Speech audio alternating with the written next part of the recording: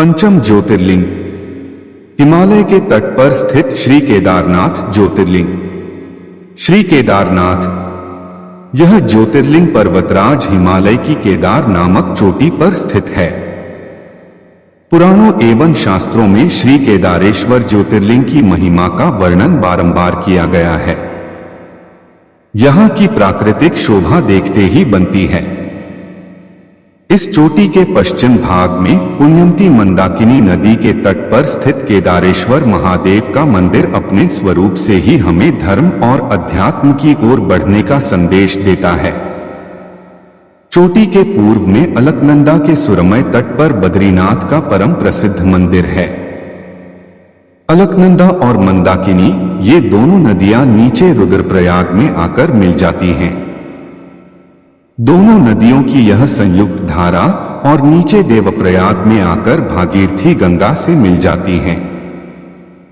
इस प्रकार परम पावन गंगा जी में स्नान करने वालों को भी श्री केदारेश्वर और बद्रीनाथ के चरणों को धोने वाले जल का स्पर्श सुलभ हो जाता है।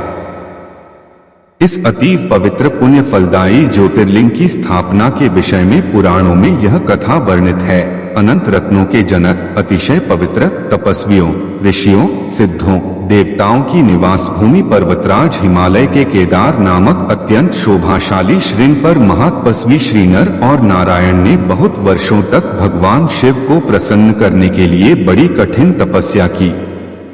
कई हजार वर्षों तक वे निराहार रहकर एक पैर पर खड़े होकर शिव नाम का जप करते रहे। इस तपस्या से सारे लोगों में उनकी चर्चा होने लगी।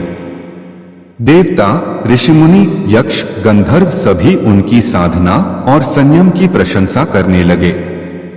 चराचर के पितामह ब्रह्मा जी और सबका पालन पोषण करने वाले भगवान विष्णु भी महातपस्वी नरनारायण के तप की भूरी भूरी प्रशंसा करने लगे। अंत में भगवान शंकर जी भी उनकी उस कठिन साधना से प्रसन्न हो उठे। उन्होंने प्रत्यक्ष प्रकट होकर उन दोनों ऋषियों को दर्शन दिए। नर और नारायण ने भगवान भोलेनाथ के दर्शन से भाव विह्वल और आनंद विभोर होकर बहुत प्रकार की पवित्र स्तुतियों और मंत्रों से उनकी पूजा अर्चना की।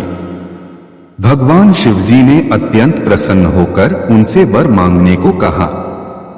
भगवान शिव की यह बात सुनकर दोनों ऋषियों ने उनसे कहा, देवाधिदेव महादेव, यदि आप हम पर प्रसन्न हैं तो भक्तों के कल्याण हेतु आप सदा सर्वदा के लिए अपने स्वरूप को यहाँ स्थापित करने की कृपा करें।